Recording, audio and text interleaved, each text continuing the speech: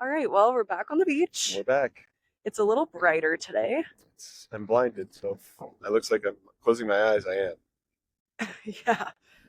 It's a little windier, but you know what? It's a beautiful day. It is. It's nice. And we're here to tell you what not to do. We're gonna tell you how unachievable this lifestyle actually is. Yeah. We're going to talk about how you afford full-time traveling nomadic lifestyle, specifically as a family of four. Yes, it's not easy. It's not easy. It is possible. It is possible. There's definitely ways to do it. There's a lot of ways, actually. Right. There are. But it's not all like Instagram highlight reels where, you get to just go out and live your coolest life every single day. There is some element of like, I don't know, ugly work, For elbow sure. grease that you got to put into it. So this is how we do it.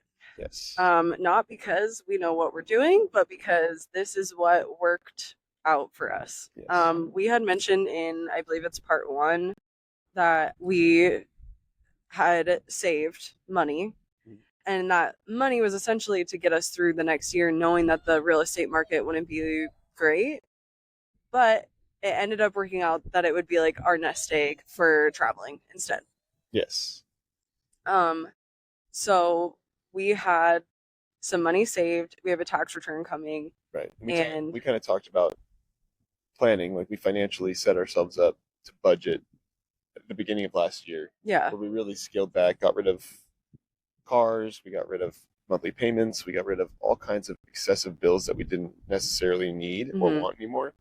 And then that kind of rolled into us getting into like a not so great real estate market. I did have a really good year last year, so we were able to save quite a bit. hmm Well, Um, and I feel like that prepping of like cutting back on everything that's like non-essential and that we don't need mm, was really helpful to roll into our lifestyle of then hitting the road because you yeah, have to do a lot of that. it definitely made it easier for us to like kind of sell everything that we own and just detach from a lot of the stuff that we had, Yes, for which sure. was nice. And it's kind of something that if you are wanting to do this lifestyle, it's kind of freeing, but it also is necessary because you can't bring everything with you. No.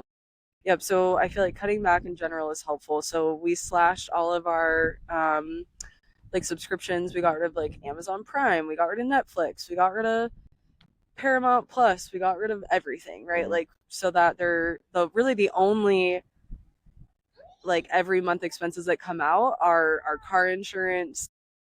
We have an embryo storage. Right. I feel like there's a couple other things. We have just your like typical stuff, phone bills. We don't even We have have, health insurance. Like we literally got rid of everything. yes, we Yeah. are doing cash pay, Yep. Which um, is which is so much cheaper so far it's honestly in been the long run. it's been the same amount as almost our copay was with our insurance that we were paying $800 a month for prior Yeah, to that. So exactly. losing that wasn't crazy. I No. mean, obviously, if something major were to happen, then we would have to figure that out. But for like little stuff like that, like getting sick on the road, stuff like that, and having to go to like urgent care, which we had to do one time, hmm it was honestly less money if you calculate how much we were spending in a month. Yep. Um, And so we ultimately decided that we were both going to leave our jobs and not work because we, at least for now, know that this road life is a temporary thing, that it's a stepping stone to moving. right. Um, so we tried to kind of budget out how much on average we thought we would spend a month, how much we had in the bank, Mhm. and then would kind of base it all off of that. Right. Knowing that we're both capable people, that we could pick up some extra ways to supplement income while we're on the road if we needed to. Um, or we can also, hop back into the matrix if money's running low Right. and go get jobs again and do that. We definitely still have an amount of money that we are going to like. We would never run it down to zero, No. obviously. We still have full intentions of buying a home when we land in where we're going to be living after this.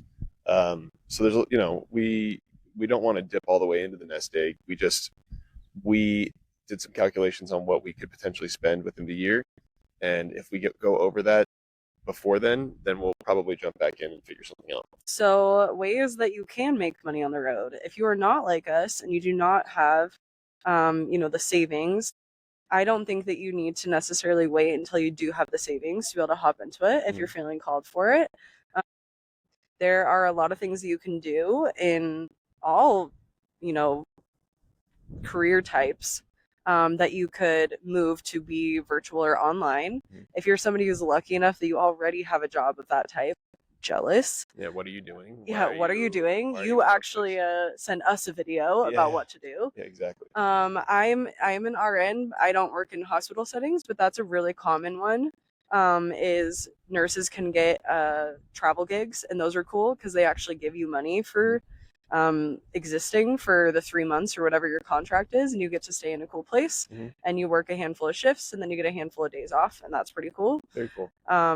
So there's a lot of different virtual type work out there that you could do to have like a full-time job if that's what you wanted. Again, for us, our why to where we wanted, like the reasoning why we wanted to hit the road and live this lifestyle with our girls, neither of us wanted to be working full-time because it's kind of the same thing. Right. Now, instead of like enjoying each other and doing all the things during the day, we would just be sitting in front of computers working while our kids were left to entertain themselves for the day, you know? We wanted some time where our only objective throughout the day was having fun with our family. Yep. So far, so good.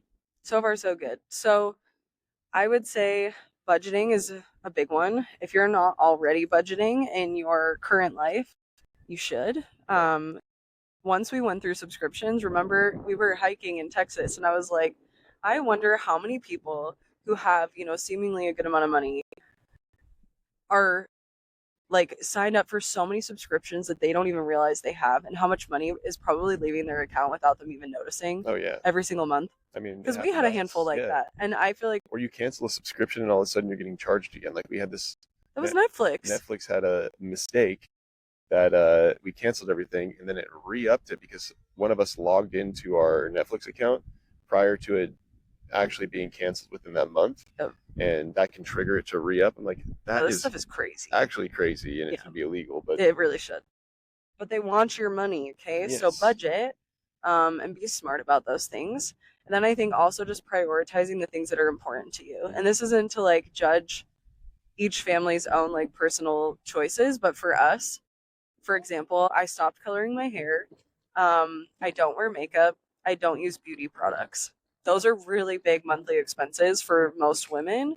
I don't partake in any of them. Yeah. I choose instead to prioritize real food.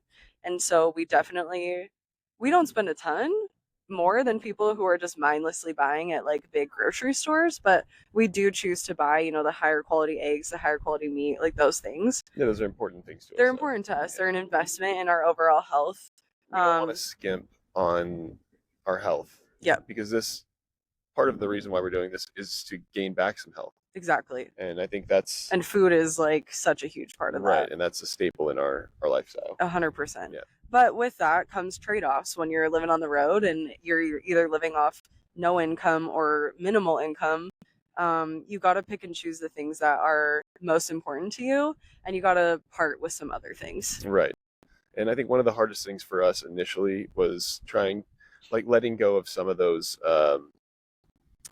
lifestyle things that we had going on when we were still living in a home, like wanting to eat out or hit the local coffee shop or do stuff like that, where you don't realize until you start to budget and scale back within your nomadic lifestyle how much you actually spend on those little things over time. And it kind of just becomes trial and error because you want to hit a certain amount of money that you're spending a month. But there's also still things you're like, well, I kind of want to do that because that's fun, but you have to manage when you actually do those things. Yeah, and make sure that you're not doing it all the time. Yeah. So you have to have a budget set for how much you can spend within that, leisure spending.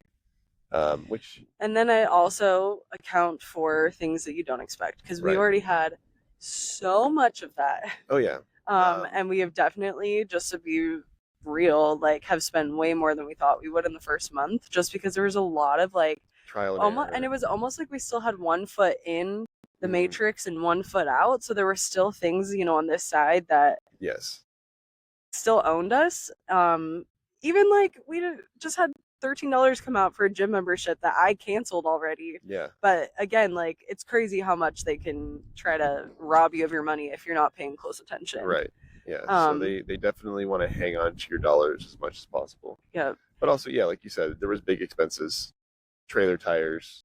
We had to blow out a Starlink that we left on the roof of the trailer. yep. Dumb stuff, Urgent that, care, yeah, our just car registration. basically hazard insurance. Yeah, I know. So there's always stuff that comes up. So if you are budgeting for something like this, it's always good to keep in mind like a little nest egg for emergency funds. Yeah, because there will be They plenty will in pop this up. lifestyle. You're driving so much, you're Yep. on the road, your equipment fails, whatever it may be. People get sick. Yeah, exactly. Especially with You kids. lose things. Yeah. Things break. Right. I think also your mindset around money is really powerful. That's something that I think most people, I don't know, work on, like would work on for a long time. You know what I mean? Right. Where money comes and goes, and you're capable. yeah, Money comes and goes, and you're always capable of going and pivoting and doing something else. well, and I It's feel like money is always the top question. Like Right. everybody always wants to know, how do you afford it? What about money? How much money is it? Like as Right. if money is the main like driving factor in everything. And I'm not saying that it's not. Like you can't you do have to have money to survive and do it. But also maybe you don't need as much as you think you do. And maybe money's not all of it. You know what I mean? Like I don't mind losing some money right now so that we can have this lifestyle and give this to our children. Right. Absolutely. I think it also comes down to like you said, the mindset around money, and it's having like a mindset of abundance rather than scarcity. Yes. Because if you're focusing on scarcity and you're actively spending more money than you're making, because which we are, you're going to lose your mind.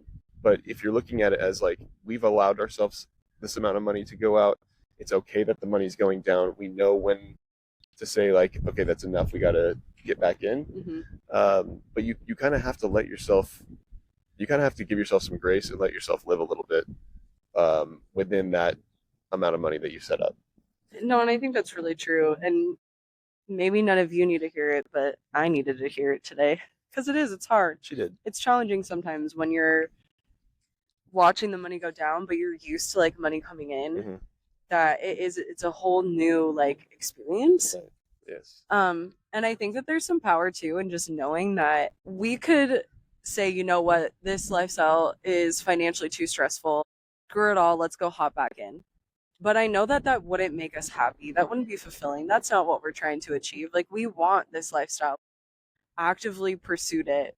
We worked really hard for it. Yeah, we worked really hard for it and we love it so much. And I know that this year or whatever it is going to be so worth losing some money. Losing money isn't even the intentionally going in debt to provide this lifestyle to our family. Like we're not going to look back and have regrets. Right. 20 years from now, we're not going to be like, remember we only had X amount of dollars in the bank account. We were spending X amount every month and blah, blah. We're not going to remember that. Well, and I think like the way that you're like saying it, losing money is not accurate. We've invested our money in our time, and we've invested our money in our family, and we've invested our money in moments that we're never going to get back. I love that. And instead you could be investing your money on a Netflix subscription and a manicure and some highlights or investing my time in an office where I don't see anybody or my girls or my family just to keep the lights on and pay the mortgage. Yep. It's all an investment and you get to choose where you invest it. Yes, absolutely. I love that approach. Yeah. But then as far as like nitty gritty, just so you feel like you're getting something more than, I don't know, us just talking about our personal experience out of it. I did look into a lot of YouTube videos. Again, I know I've said that before, but YouTube is such an awesome place. There's so many like content creators who are living this lifestyle who put a lot of work into creating these resources for newbies like us. And they're really, really helpful. So I know that there are a lot of things where you can find like random stuff. For example, I haven't like announced or launched it yet, but I am working on a course that I'm going to be selling soon. I do have like a starting solids guide and I have a lactation guide and I sell those, you know. That way I can still do the type of work that I enjoy, but you know, and keep my brain fresh on all of it, but make a little extra cash on it. That's awesome. There's a lot of like seasonal things out there. I've seen some things where you can like work like shacks and do seasonal things at like national parks, which is cool. And again, you're not going to be making like a ton of money, but it's nice just to get the extra cash to like offset some of those. Like, for example, we chose to go to the hot springs in January, and Yeah. you wouldn't have to worry about it because you're making a little extra money to Right. cover those like splurges. Well, if you're one of those creative people who is like a maker and has some sort of thing that they do, or something that you make that you could potentially sell, that's another option as well. Something that you could potentially take on the road with you. For sure. That's a great option as well. I mean, you've got a few of those things. We haven't implemented any of that yet, but Yeah, it would be an option. totally. Yeah. And I mean, there's always like little makers markets and farmers markets and Right. things that if you want to stay put in a place for a little bit, you can always plan your trips too to like stay put in a place for a while. Right. And then you could go in and get like random little project based jobs and things like that wherever you are to make some extra money and then go and then not work at all and enjoy a month or two, you know, living off of whatever you made. So there truly is so many different ways you can do it. But ultimately there's a lot of options out there. And I think that with a little bit of creativity and kind of rewriting the way that you view money, Yeah. it's possible. Yeah. It's reframing the way that you think about money and the way that you think about spending and the way that you think about things that you actually need and necessities for the lifestyle. Mm-hmm. Because this lifestyle should be one of simplification and one of less consumption, Mm-hmm. and that's ideally what we've been focusing on. That's the goal, really. And it feels really good when you get there. If you've enjoyed part 3, part 4 is coming out next. We're going to talk about how we make the most of a small space because we are a family of 4 and we are in a 22-foot bunkhouse trailer. Yeah. If you don't know what 22 feet looks like, it's small. 22 feet long by 7 feet wide. Draw a little chalk line. Yeah. And then fill that in with cabinets, a bed, a bench, sitting area, kitchen, dinette, yep, a queen size bed, a bathroom, and then walk around in the middle of all that. Yeah, you can't. You can't, barely. I mean, we make it work. No, but it's honestly perfect. It's everything we need. And we'll talk more about that in part 4. But if you've been enjoying this mini series, we have been enjoying doing these little moments where we can show you outside of a tent. We can actually show you the cool places that we are. Mm-hmm. So make sure that you're following us on Lone Wolf Podcast on Instagram and YouTube and TikTok. Yep. That's Lone Wolf with an E, WOLFE podcast. We'll see you there. See you later.